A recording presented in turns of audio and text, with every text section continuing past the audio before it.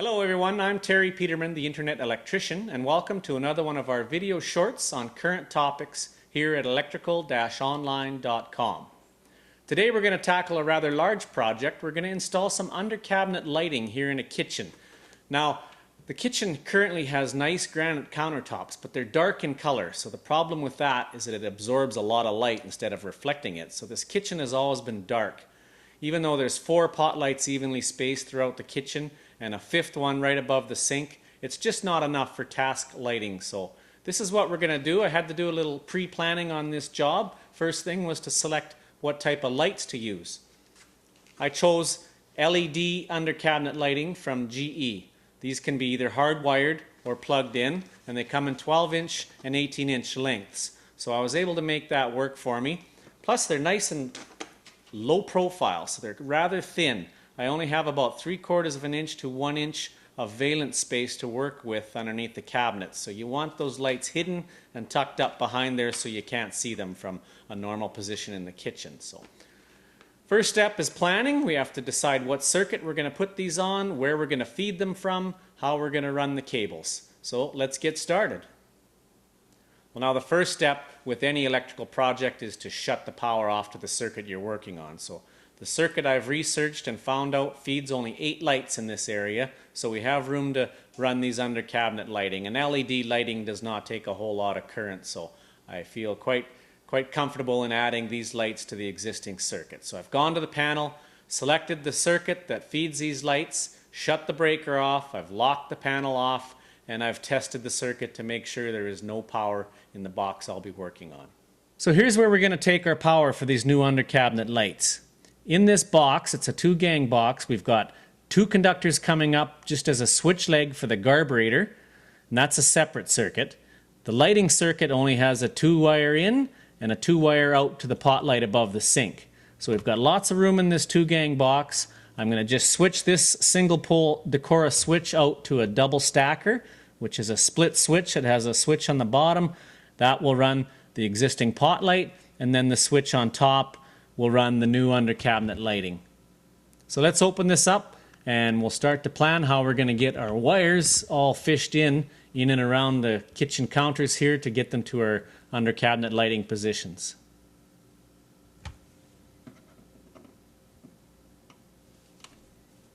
So I've got the faceplate off of the 2-gang box here and the switch is removed.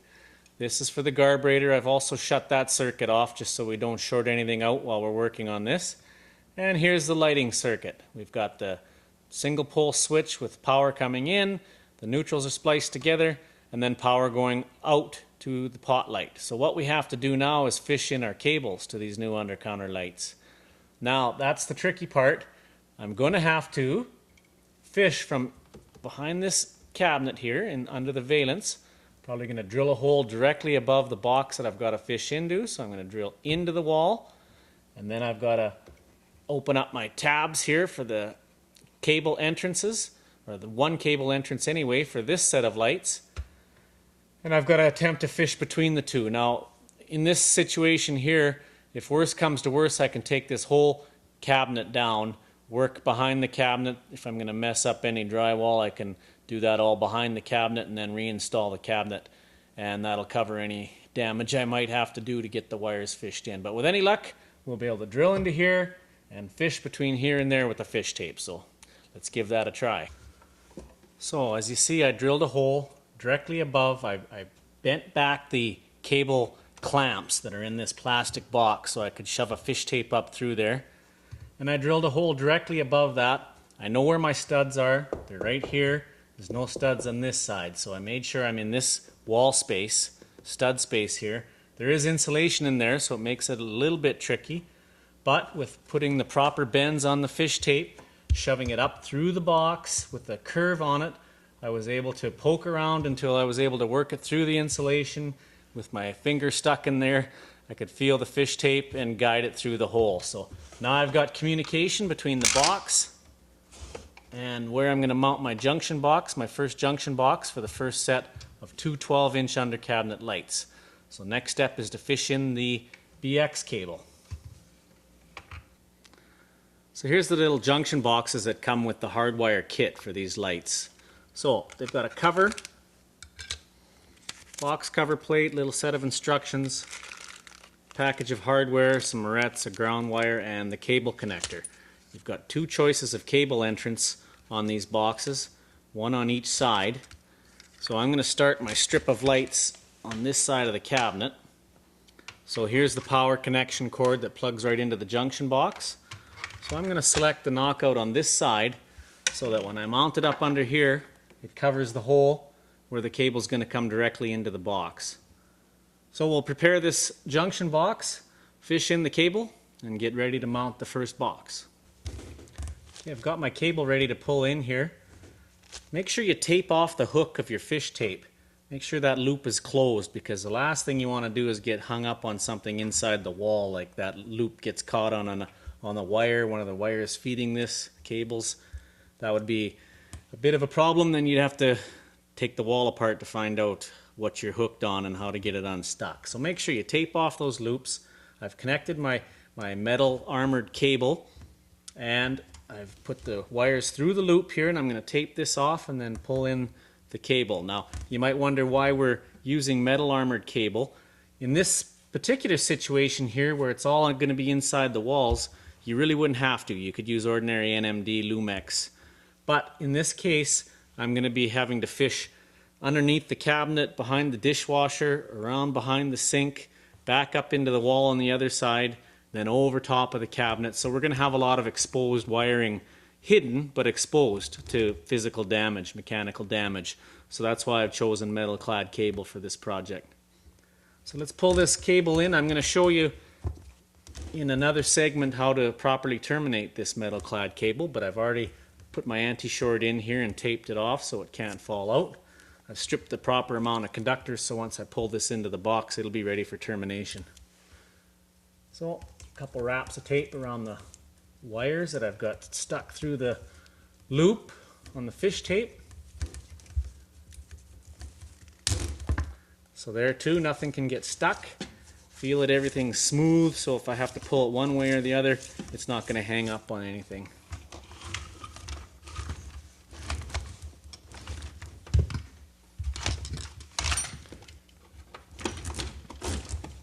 You want to feed that cable in there to help it along.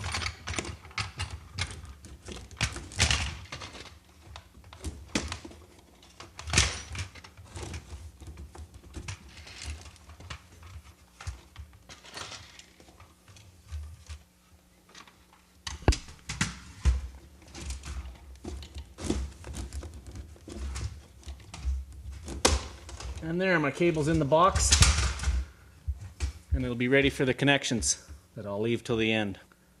So I've stripped the proper amount of the armored cable here, got my conductors out, anti-short installed, the box connector into the side of this junction box, and I'm ready to mount this box, and then it's ready for the mounting of the lights, which I'll do a little later. But as you can see now, I push that back up into place and screw it up into position, and I'm ready to put in my connector to the under counter lighting, and my two pieces of 12-inch under counter lighting will go here. So I'll screw this into place, and we'll work on getting the next phase of the cabling installed, and that's going to be the difficult one, getting conductors over to the other side of the sink where I have no overhead cupboards, I should say, that can conceal the wire. So that's going to be a difficult one. We're going to have to go down from this box underneath the cabinets behind the dishwasher, fish the wire across the sink area, then we're going to have to go back inside the wall and back up on top of the cabinets where I'm going to mount the junction box. Then I can feed my other two power points for the other two sets of under cabinet lighting on the other side. Splice my ground wire, splice the neutral connections, and my hot.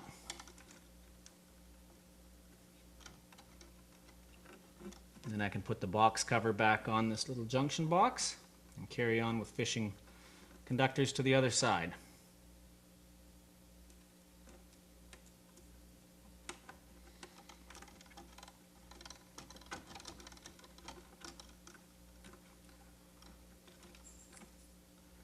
Tug test, make sure I got a good bite on both wires. tuck those back up, put the box cover on. I've removed the dishwasher from its cabinet here, pulled it forward without having to disconnect everything. And as you can see there, I've drilled a hole up on a bit of an angle. It's going to be concealed now underneath the countertop and behind the dishwasher. Drilled a hole on a bit of an angle pointing up towards that 2-gang box where I'll make splices, and I'll have this power coming out of the switch spliced to both the conductor going up to that junction box that you can see right up under the cabinet that I just installed, and then the other cable will go down under the cabinets here and over to the other side to a junction box again on top of the cabinets that I'll put a junction box with a cover plate. That way I can come out of that box into the junction box power point for a piece of under cabinet lighting on the other side of the sink, and then we don't have continuity again between that side of the sink, and there's a microwave and the oven and range between our two next pieces. And the reason I have to do a junction box and then come out with just only one conductor to each of these junction boxes for the power points for the under cabinet lighting is because the boxes they supply are fairly small, so you really only have room for your power in and power out, and you don't want to be making splices inside those boxes. Plus they only provide you one of these special armored cable connectors for each box. So that's the reason for doing it this way. Now we'll fish in the cable that's going to head to the other side of the sink. I've got the cable now holes drilled in behind the sink and under the countertop, and I've got that threaded all the way through and fished up into our source box. Now I think is going to be probably the trickiest part of the whole project, is we have to fish now from in behind this drawer and get up into that cabinet for our next section of under cabinet lighting. So same thing, I'm going to try to drill a hole in that valance straight into the wall, and then I'm going to try to fish my fish tape down through into the cabinet here. Well, on the first 2 fishing expeditions, I think I got fairly lucky being able to get my fish tape through a 1/2-inch hole at one end and out a 1/2-inch hole at the other.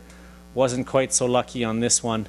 A little bit too long. We probably got a good 30 inches between the back of the drawer underneath the cabinet and where I want to get to right now, which is under the valance area of that cabinet. So what I had to do is take a hole saw and drill a hole big enough for my hand to get in. Now I'll be able to push the fish tape down through that hole, reach in with my hand, and pull it back out so I can connect the cable and bring it up underneath the cabinet. So after a bit of a struggle, I was able to get that armored cable up from behind the drawer underneath the counter into the valance area of this cabinet, and now it's going straight underneath here, and I drilled up on an angle to get between the cabinet and the microwave so I could get that cable going right up to what's going to be a junction box on top of the cabinets. Then from that junction box, it's going to come back down, which I fished this cable in as well on an angle up between the cabinet and the microwave, to the power point for this set of under counter lighting. So I'll mount this junction box, then we're ready to run our last piece of BX down to the last junction box for the last set of cabinets and their under counter lights. So here's a close-up of that junction box I've been talking about. I mounted it up on top of the cabinets. It won't be seen by anybody, and we'll put a cover plate on it, a round cover plate, and cap it off and tuck those splices back in the box. So there you see the armored metal armored cable coming in from between the cabinets. That comes from the switch box into the junction box, and then you see the cable on the left going back down to the junction box for the under cabinet lighting on the left side of the range. And then that armored flex cable on the right goes over to the last set of under cabinet lighting that'll be between the fridge and the range. So once I put a box cover on that, push the plant back in front of it, no one will ever see that. I'm up high here to give you a good view of it. So we're at the last power point to be installed here, right off to the left of the fridge, I should say, and then there's an angle piece of cabinets between here and the range. I'll show you that from a zoom out later. I was just going to demonstrate how you strip this flexible armored cable. So first what you do is you break it in half so that it comes apart. And once you've got it apart, then you kind of unwind it a little bit so that you can get your diagonal pliers. You can see that. Diagonal pliers in there, and cut that on a bit of an angle. And then you slide off your cable. Now you see you've got a bit of a sharp edge here, so you want to bend that back so it's back in place. Then you put in your anti-short. Very important to remember the anti-short. What it does is slides between the wire and the armored cable so that those sharp edges can't dig into your conductors. Then what I like to do just to keep it in place is put just one wrap of electrician's tape around it just to hold that anti-short in place. You don't want to go too far back because you want your armored cable connector or your BX connector, you want it to bite into the armor here, so that helps bond your sheath of this metal flexible cable. So here's a nice close-up of that BX connector or armored cable connector all in place into the little junction box for the PowerPoint. You can see that eyelet and the ground wire goes on the nut, so that bonds the connector, and then the connector is tightened onto the sheath of the armored cable, so that bonds that sheathing. You can see the anti-short sticking out through there, and there you see it's all ready to make my splices. Put the cover on it and we'll mount it up to the bottom of the cabinet. And now all the hard work is done. It's time to start mounting all of our under cabinet lighting and plug them in and test our work. So back to the final connections we need to make at the junction box where we took our power for this circuit from. Before, we just had a single pole switch here, one hot wire, one wire going up to the pot light above the kitchen sink, and the neutral splice.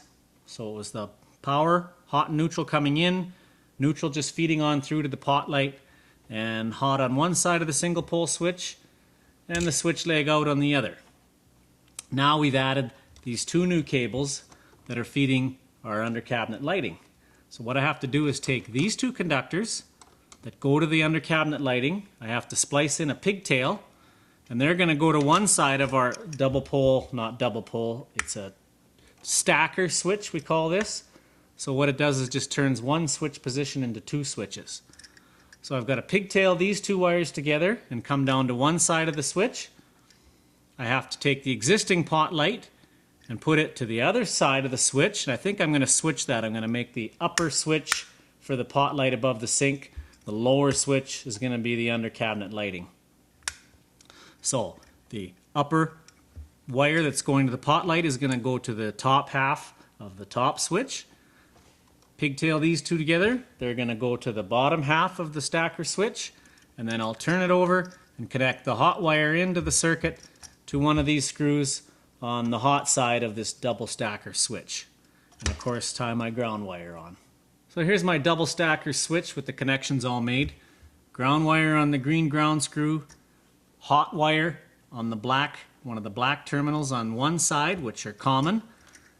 And then on the other side, I've got my bottom switch, black wire connected to the two cables that go to my under cabinet lighting that are pigtailed together here. And then the top switch is going to be going to the existing, or what was there previously, the pot light above the kitchen sink. So now I'll put all this back in place and put my faceplate on. So now we're ready to mount all the under cabinet lighting. We've got our junction boxes in place at all the locations that we need it. There's the little jumper cord that's supplied with each of the fixtures, plugs into the junction box, and then the other end into the end of the fixture. And then you use another one of the jumper wires to connect two fixtures if you've got two, like I have right here. I've got two 12-inch pieces that are going to go into here. So you just have to measure, space them out evenly. You want to keep them as close as you can to the front of the cabinet. And they do provide you a template so that you can make the holes line up. The mounting holes on the back of the fixtures are keyhole slots, so you just have to tighten the screws in as tight as you can get them and still get the keyhole slots to fit. Then you have to tuck your wires all up in place so you can't see them, and then you're done. So we'll mount these fixtures and we'll test our work. Alright, now all the work is done. It's time to test out the effectiveness of our new under cabinet lighting. So what we ended up with here is two 12-inch pieces under this section of cabinet. Then back underneath the sink and up the other side on this side of the range, we have a cabinet there that we got an 18-inch piece of under counter lighting in. Then we went up and over, back down the other side. We ended up with a 12-inch and two 18s to finish off the corner between the range and the fridge. Right now I've got all the lighting that was available to us prior to this project, plus some more for the filming here. So what you can see is how bright the kitchen was, even a little bit brighter before the under cabinet lighting, and you can see how dark things are underneath here. So let's turn on our under cabinet lighting and just see how much of a difference that makes. Well, there you go. Much better. Brightens up the granite. You can see what you're doing under here, so I think we've got a pretty effective job of lighting up this kitchen. So that's the end of this little project on under cabinet lighting. I want to thank you for tuning in. I'm Terry Peterman, and from electrical-online.com, thanks for watching.